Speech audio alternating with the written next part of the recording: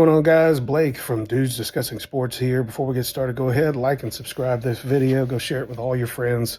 This is going to be my reaction show to some of the games yesterday, kind of maybe an overreaction depending on who we're talking about. First, let's start off with my Memphis Tigers. I'm a Tennessee fan, but I'm a Memphis alum. My Memphis Tigers went down there and whipped them some Seminole ass. But I think we can all agree that Florida State's just not got it this year. Mike Novelle is in trouble down there. Their first, what is that? Their third 0-3 start in like the last, 20-something years. But 2 out of those 3 were under Mike Novelle. So it's not looking good for Mike Novelle down there in Florida State. Next, we're going to talk about Billy Napier and the Florida Gators. Can we all just agree also that Billy Napier just might not make it to that Florida game that I said that might be the end for him? Mike Elko takes his Texas A&M Aggies down to Gainesville, and he's winning 20-0 at halftime. The crowd is yelling, "Fire Billy!" I mean, it is just horrible to see, honestly. But look, you can't be that bad and be the head coach at the University of Florida. There's just no excuse for it. And I don't know that he, honestly, there's a chance he doesn't make it through this week, quite frankly. And dadgummit, Vanderbilt is back to being Vanderbilt. They lose to Georgia State. Yeah, I know a few years ago Tennessee lost to Georgia State. I think maybe Auburn either almost got beat by them or lost to them also here recently. But Vanderbilt's back to being Vanderbilt. We'll see how they recover next week. LSU barely survives South Carolina. Jury's kind of still out on both of those teams, quite frankly. I think that probably LSU just kind of napped on South Carolina a little bit, maybe thought they were a little worse than they actually are. But they ended up pulling out in the end. We'll see. I know that a lot of people aren't happy with old Beamer ball up in South Carolina, but we're going to see how they react to this loss. The number 1 ranked Georgia Bulldogs really survived an absolutely terrifying scare against the Kentucky Wildcats at the quote-unquote vaunted Kroger Field. And arguably, it was a very controversial decision there for Mark Stoops to punt on 4th and 8 there in the fourth quarter with about 6 minutes left. Not really sure I agree with the decision. Look, Vandegrift, I can see why he's at Kentucky. He's definitely not a Georgia quarterback. Yes, they played him very close, but dadgummit, if they didn't have a kicker, I don't know if they would have scored any friggin' points.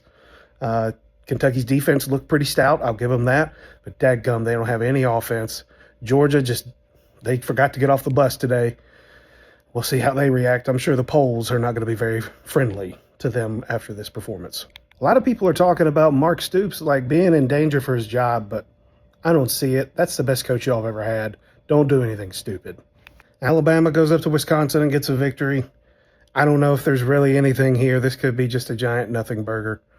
But it just seems to me that their offense just kind of consists of Jaden Milroe running around. I don't know how they're going to do whenever they face maybe a more challenging team. The issue with Alabama is they just have so many daggum athletes, and it was just too much for Wisconsin. The Tennessee Volunteers, I'm here. I actually went to the game against Kent State, and my gosh, it was a mollywhopping down here in Knoxville. The crowd was really into it, honestly, the whole game, but after halftime, it's like everybody's waving the white flag trying to figure out what in the world are we doing still playing. What was it, 65 points of offense in the first half? I know Kent State's not good, but damn, guys. Should there be a mercy rule in college football? I think that's an interesting question for you guys out there. Down in the comments, let me know, what do you think about a mercy rule for college football if it's, 5 scores after halftime or 5 scores after the third quarter, whatever. Really interesting to see. Anyways, like I said, Nico, he did what he had to do. I think the goal was to get him out, and I think they played 4 quarterbacks that game just to try to keep from getting anybody hurt. Dylan Sampson had 4 touchdowns, over 100 yards. Another good game by the Vols. Texas's Quinn Ewers, kind of one of the favorites for Heisman, actually went out with an injury this week. And we got to see Arch Manning for the first time in some meaningful action. Looked really good. We'll see. I mean, is there a controversy there? I think not. I still think Quinn Ewers is your guy if he's healthy. But we got a little bit of a glimpse at Arch Manning. And, oh boy, we could really be seeing some good quarterback play out of Texas for the foreseeable future. Let's talk about Missouri. Missouri, I mean, I guess they got tested a little bit against Boston College. I think that probably Boston College scored some points at the end that made it look a little bit closer than it really was. I don't know. I mean, they still have a cupcake schedule, so they're still probably going to hang in there in the rankings. The Oklahoma Sooners. Now, let me talk about the Oklahoma Sooners. Dadgum, they don't have an offense. Their offense just not impressive. They have a decent defense under Venables, but they might be the worst of all of the undefeated teams. And dadgum, they have got a test this coming up week whenever my Tennessee Vols come to town and face off with them with Josh Heupel's return to Norman.